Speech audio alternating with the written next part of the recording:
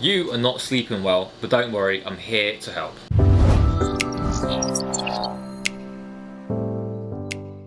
Hello again everyone, it's Ali here from Sleep Masters Canada. I know it's been a while since our last upload, but we're here today with another very important video. As you've probably figured out from the title of this video, today we're going to be talking about how we can improve the quality of your sleep. Now, of course, most of us are well aware of how your sleep affects your everyday life, your physical and mental well-being. So in this video, we won't be talking about the importance of sleep. Maybe that will be another video, but today we'll just talk about how we can improve your sleep. And I think many of you are going to be surprised at some of the things that I talk about today, because obviously, as Sleep Masters Canada, we sell mattresses, and trust me, there is nothing more that I want for your mattress to be the reason why you're not sleeping well. For two reasons. Firstly, because that would just mean that you need a new mattress, and you probably come to me, I help you out, you sleep better, I make more money. Number two, if the problem is your mattress, that's only a good thing. You'd rather the issue lie with a material object rather than yourself. It's easier to just upgrade a material object than it is to fix the issue with yourself, which can be a little bit more complex. Having said that, most of the time it's actually not your mattress, it is yourself, but don't worry too much. In this video we will cover various aspects and ways in which you can improve the quality of your sleep. Now, I must say I am not a doctor, nor am I a professor, so do take anything I say with a pinch of salt, and of course do consult your doctor before making any changes to your lifestyle. So the first thing I want to touch on is a scenario which I'm sure a lot of us do experience, and that is waking up in the middle of the night. For whatever reason it may be. Maybe you heard something, maybe you need to use the bathroom, maybe your cat jumped on you and decided it was time to play rather than time to sleep. During this awakening, it is vital that we wake up our brains as little as possible. So let's say you need to get up and use the bathroom. Of course, you're probably going to turn the lights on. And the problem with that is, as soon as you're exposed to light, as soon as your eyes are stimulated by bright light, it sends signals to your brain, and it basically tells your brain, okay, it's probably time to start waking up. Now, of course, I'm not asking you to go to the bathroom in complete darkness. That's probably quite dangerous. But if you can limit the time that you're exposed to this light, it's really going to benefit you. Another thing that we pretty much all do, and I myself am guilty for this, is we wake up in the middle of the night and we check our phones. This really could be detrimental to the quality and quantity of sleep you're going to get once you do fall back asleep. So I really recommend that you stay off your phone, because if you do start surfing the internet on your phone, you go on social media, you're going to start stimulating the brain through various mechanisms such as light exposure and also cognitive stimulation. Next, I want to talk a little bit about circadian rhythm. Now, some of you have probably heard of this before, some of you maybe haven't. Basically, circadian rhythm is your internal clock. You really want to make sure that you do have a consistent sleep cycle, a consistent circadian rhythm. So you really want to be waking up at more or less the same time every morning, and you want to be going to bed at more or less the same time every night. And as I just mentioned, one of the ways that your brain pretty much knows that it's time to wake up is through light exposure. So what you can do is you can actually use this for you. In the morning, if you can get exposed to some sort of light, whether it's sunlight or whether it's some sort of bright light, for about 30 to 40 minutes, that's going to be very beneficial, and it's going to let your brain know, okay, I'm now awake. And then you want to do pretty much the opposite. Towards the end of the day, you want to be exposed to as little light as possible, especially in that last hour before you go to bed. If you can really stay away from your cell phone or computers or television, it's really going to help you get into bed and get to sleep quicker. Okay, so let's move over to caffeine, the dreaded and beloved caffeine. I love caffeine. Well, I love coffee. I'm drinking coffee as we speak. I'm sure a lot of you also really like coffee, but I do like to take my coffee in restricted doses and in a restricted period of time. Now, for those of you who absolutely love coffee like myself, don't worry, I'm not going to tell you to stop drinking coffee. In fact, you really should drink coffee. The coffee bean itself is loaded with antioxidants, so it's actually good for you. But of course, with coffee, or caffeine I should say, the dose and the timing is what really makes the poison. Now, caffeine is a psychoactive stimulant, and its principal mode of action is the way that it affects your adenosine levels. For those of you who are not sure what adenosine is a chemical which is formed in your brain, and it actually promotes sleepiness. So from the moment that you and I woke up this morning, our brain is starting to accumulate more and more adenosine, and this slowly builds up during the day. And of course, towards the end of the day, once you've been up for about 14, 15, 16 hours, whatever it may be, your adenosine is basically communicating with your brain and saying, look, you've been up for all this time, I'm trying to make you tired, please go to sleep soon. Now, what caffeine does, and this is really smart on behalf of caffeine, is it actually latches itself onto the adenosine receptors and blocks the adenosine from being able to communicate with the brain. So say for instance you've been up for, let's say, 10 hours now, and you drink some coffee, you get some caffeine in you.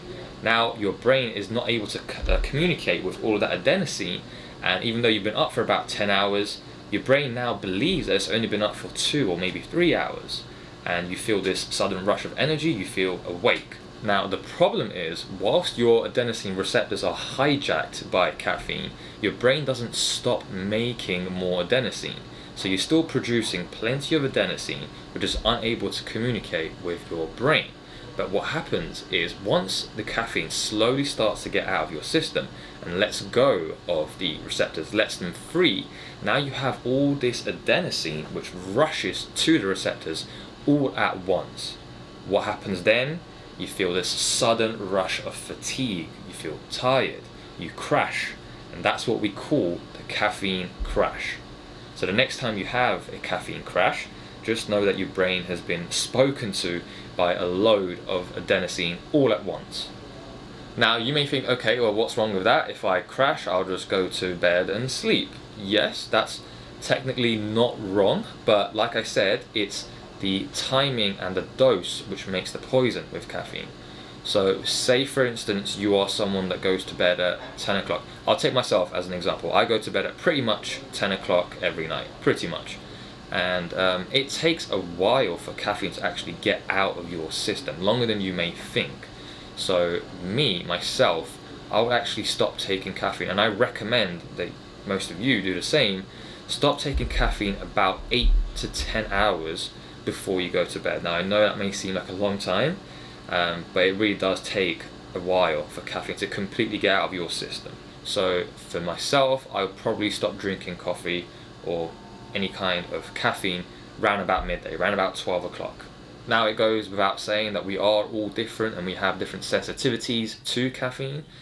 Some of you may have coffee with dinner just a few hours before going to bed, and you go to bed and you feel okay, you sleep well, you wake up in the morning, you feel refreshed.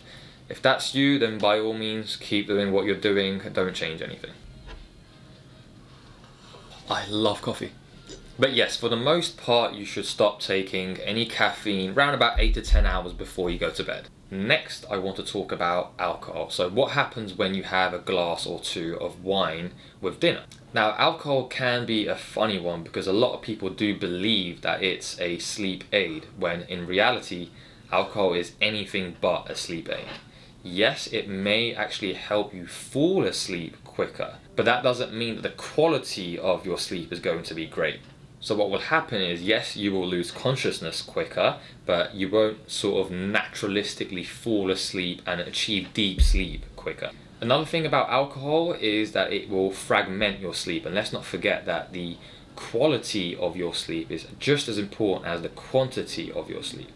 And if you have got some alcohol in your system before you go to sleep, your sleep is going to be littered with all of these awakenings throughout the night. Now, the issue is, some of these awakenings you do remember, some of them you actually don't. So your sleep is going to be full of these awakenings, these rude awakenings if you like, and when you eventually wake up in the morning, you're not going to feel the slightest bit refreshed or restored from your sleep. Not to mention the effect that the alcohol has on your hormonal systems as well, and in particular with the release of growth hormone during an alcohol-laced sleep. It's actually common that you will experience more than 50% less growth hormone release with an alcohol-induced sleep. Next, I would like to talk a little bit about marijuana. Now, of course, maybe just a few years ago, I wouldn't even be allowed to talk about marijuana, but certainly now, in a lot of provinces in Canada, marijuana is legal, and we are seeing more and more countries around the world actually legalizing the recreational use of marijuana. Now, I'm not a big fan myself, but I do have friends and family that do use it, and I can kind of share their experiences. But marijuana is another interesting one, because just like alcohol, a lot of people do believe that it helps them sleep. It makes them fall asleep quicker. Now, that latter part is correct. You will fall asleep quicker with marijuana. But the same way with alcohol, it actually blocks you from achieving deep sleep. And of course, when talking about marijuana, we do have to kind of split it up into its two main ingredients, THC and CBD. It's THC that I'm mostly talking about. That's the psychoactive ingredient, and that's the ingredient where when you take it in, however you choose to take it in, it makes you feel high. So just like we mentioned for alcohol, when you do go to sleep with THC in your system, you often do wake up in the morning and you're not quite refreshed by your sleep. This is because you actually blocked yourself from getting into deep sleep, or what we call REM sleep. Now, at this point, I do want to make it very clear that I'm not telling you to not do the things that you really enjoy doing. You know, this is just research, this is data, it's out there, you can find it for yourself. It's from my own readings, it's from my personal experiences. But I think it's very important to also enjoy your life, have fun from time to time. You know, don't make things very miserable. I myself, I'm not a perfect specimen. I do enjoy myself from time to time as well. You know, I wouldn't want to live until 140 years old and have a really boring, miserable life. So the information's out there. If you want it, if you need to improve the quality of your sleep, use it, but don't make things too miserable. Moving on, I want to talk about taking naps. Now, I very rarely take a nap myself. I just don't feel the need to, but I do know many people who do. And actually, naps can be very, very beneficial for you, whether it's for your cardiovascular health, blood pressure, cortisol levels, learning, memory, and also emotional benefits too. However, where some people go wrong with naps is they kind of nap for too long, and that becomes more than just a nap, it becomes a sleep, when really you want to keep your naps sort of short, between 20 to 90 minutes. Anything more than 90 minutes and you could actually negatively affect the sleep you're going to have at nighttime. So if you are a napper, that's okay, keep napping. Just make sure to keep it between 20 and 90 minutes at most. Okay, so those were really the main topics that I wanted to discuss today, but I do also have a few useful tips that I'd like to just throw at you. So firstly, let's say that you had a really bad night's sleep, or maybe you didn't get to sleep at all. My advice for that next day is to not change anything. Don't do anything different. What a lot of people can do is they will, stay in bed longer with the hope that maybe they'll get a couple of hours of sleep, or what they will do is they will take in a whole bunch of caffeine that day, to try and keep themselves awake, or they will go to bed a couple of hours early that night in order to actually catch up on the sleep that they missed the night before. I certainly don't recommend that you do any of these things, because these can really, really throw you off your sleep cycle and really negatively affect your circadian rhythm. Now, I know it could be difficult to try and stay awake during that day, but if you just resist and you go to bed at your normal bedtime, trust me, it's going to help your circadian rhythm and you're going to feel much better the following day. Another tip I would recommend is to have a wind down routine. Now, a lot of us think of sleep as a switch. When it's time, we'll go to bed and we'll just sleep, but it doesn't quite work like that. There are certain things that you can do which will actually help you fall asleep quicker once you go to bed. And these things include stretching, light stretching, meditation, reading, maybe a warm bath, and avoiding things like watching television in bed, staying on your phone for a while in bed, or if you're a gamer and you've had a headset on for hours and you've been playing in front of a monitor this far away for hours with all that bright light, probably not the best idea to go straight from that directly to bed, because you'll be rolling around for an hour or two just wondering why you can't sleep. So I would recommend, if you can, to avoid electronics and bright light for about an hour or so before you go to bed, and this will really make it easier for you to fall asleep. And my final tip is for those of you who maybe have a more stressful life than the average person. Firstly, I know it's easier said than done, but try not to stress yourself out too much. But one way that you can, relieve some of that stress is just pick up a pen, notepad, sticky notes, whatever it is, and just jot down all the things that are in your mind that are causing you to stress. Write them down, maybe underneath, and write how you plan on working on fixing those problems, those issues. If not, just list down the things that are making you stress. And you can think of this basically as, if you have a computer open and you've got 100 different tabs on your browser and you leave your computer on overnight, your computer is going to be really hot, the fan's going to work extra hard to keep it cool, and it's not going to get any rest. Well, it's pretty much the same with your brain. If you've got all of these thoughts in your brain, occupying your brain, then you're not going to be able to get a very good sleep, if any sleep at all, or it's going to take you a while to really get into your sleep.